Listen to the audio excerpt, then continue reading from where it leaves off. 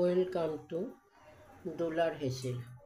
আজকে আমি একটি আর মাছের রেসিপি করে তোমাদের দেখাচ্ছি।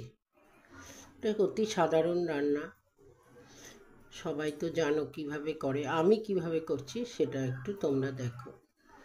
এই যে এখানে বড় বড় 3 পিস আর মাছ আছে, আমরা তো দুজন, তাই 3 পিস আর মাছ রান্না করছি। তাই তেলটা আগে থেকে কড়াইটা বসিয়ে দিয়েছিলাম, তেলটা গরম হয়ে গেছে, মাছটা একটু ভেজে নেব।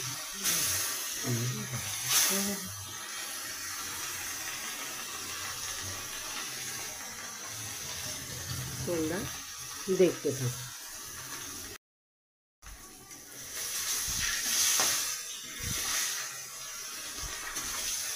মাছটা আমার 1 ফিট ভাজা হয়ে গেছে, আমি আর 1 ফিট উল্টে দিচ্ছি।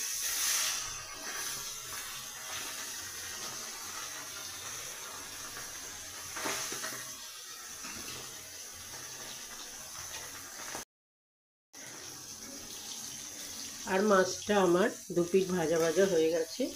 এবার আমি মাছগুলো তুলে নিচ্ছি।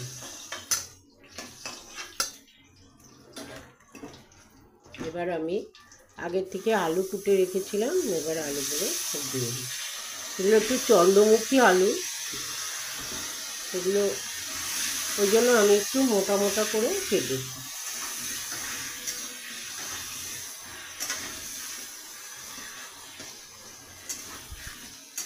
তো আলুটা ভাজা ভাজা হতে থাক। এবার আমি আলু ভাজার মধ্যে একটুখানি হলুদ দিয়ে দিই।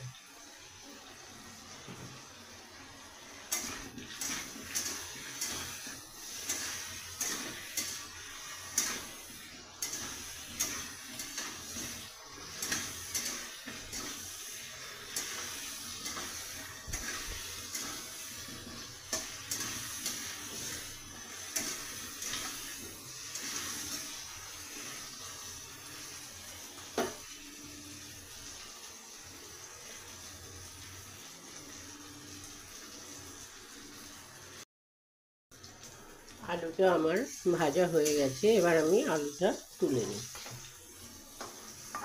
একটু মোটা মোটা করেই কেটেছি, চন্দ্রমুখী আলু বললাম সেই জন্য। আর মাছের ঝোল একটু বেশ বড় বড় আলু খেতে ভালো লাগে।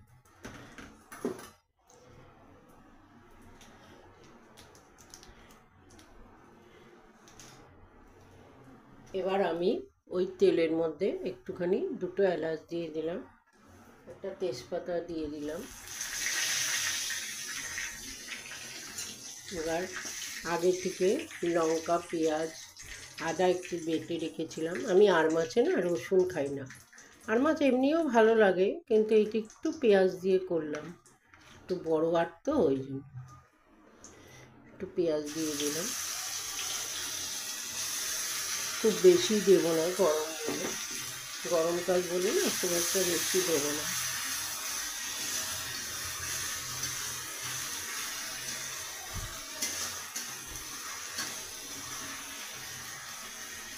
পেঁয়াজটা একটু ভাজা ভাজা হতে থাক। আমি একটু এই যে মিক্সিতে যে বেটেছি ওই জলটা দিয়ে দিলাম।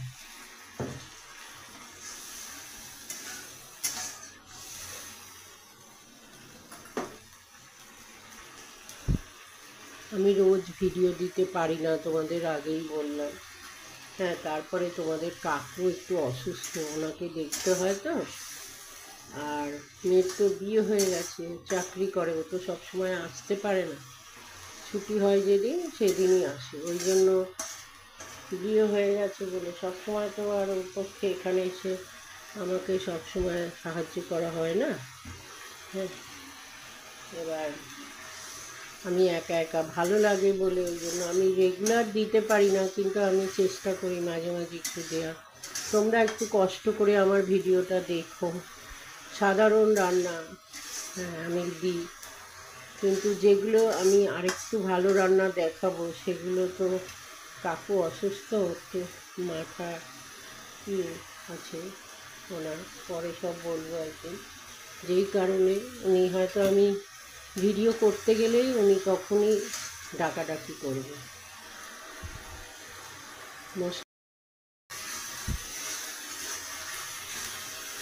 মশলাটা আরেকটু কষানো হয়ে গেলে আমি তারপরে আলুগুলো দিয়ে দেব।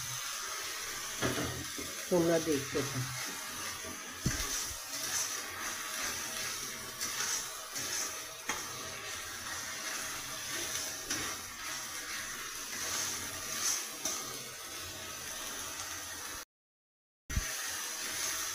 মশলাটা আমার কষানো হয়ে গেছে, এবার আমি আলুগুলো আগে থেকে ভেজে রাখা আলুগুলো দিয়ে দিই। আলুটা দিয়ে আরেকটু আমি ভাজা ভাজা করব, কষাবো আর কি।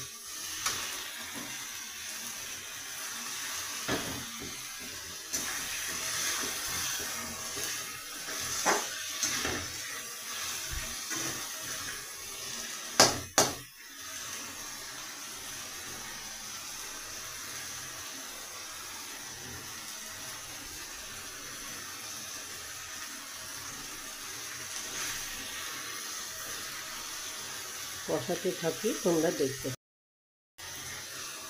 এবার আমি কষাতে কষাতে একটু নুন দিয়ে দিলাম, আর একটু কষানো হলে জল দিয়ে দিলাম। মাছের আলুটা আমার কষানো হয়ে গেছে। এবার আমি আগে থেকে মাছের জন্য গরম জল করে রেখেছিলাম, ওই জলটা আমি দিয়ে দিই। আমি সবসময় মাছে গরম জলই দিই, সব রান্নাতেই যদি একটু গরম জল দেওয়া যায় তাহলে রান্নার টেস্টটা আর একটু ভালো হয়। আর একটু জল দিয়ে দিলাম। এবার একটু কষাতে কষাতে নুন দিয়েছিলাম, এবার অল্প একটু নুন দিয়ে দিলাম।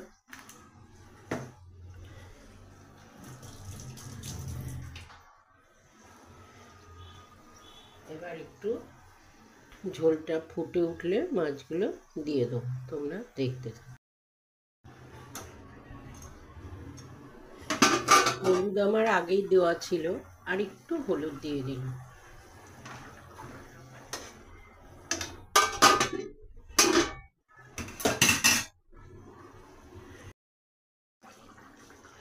মাছগুলো আমি সব দিয়ে দিলাম। হ্যাঁ, এবার আরেকটু হতে থাক, তারপরে নামিয়ে দেবো।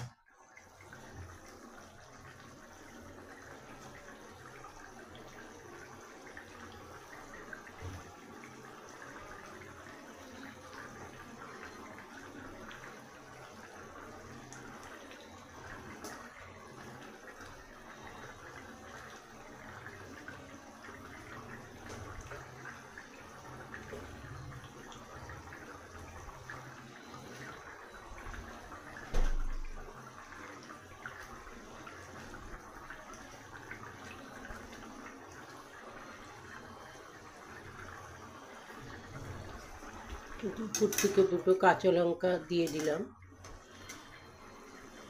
আর একটু হয়ে গেলেই আজকে আমার আর মাছের রেসিপিটা হয়ে যাবে।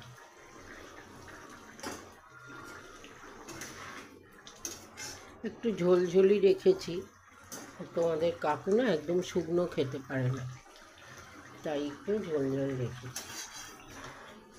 তোমরা এইভাবে সবাই করো, কিন্তু আমি একটু ঝোল ঝোল রেখে করেছি, দেখো তোমাদের কীরকম লাগে। ভিডিওটা আমার এখানেই শেষ করব। হয়ে গেছে আমার আর মাছের রেসিপি। আজকে আমার আর মাছের রেসিপিটা হয়ে গেছে। হ্যাঁ, আমি না একটা কথা বলতে ভুলে গেছি। আমি যত তো মাছ করার সময় তেলের মধ্যে একটুখানি মানে কষানোর সময় এলাচ আর তেজপাতা দিয়েছিলাম বলে আমি ধনেপাতা দিইনি। এটা ধনেপাতা দিয়ে করলেও ভালো লাগে, কিন্তু আমি তো পেঁয়াজ দিয়ে করেছি, সেই জন্য একটু এলাচ দিয়ে করি। যে যেরকমভাবে করে তোমরা একটু দেখে লাইক করে দিও। যে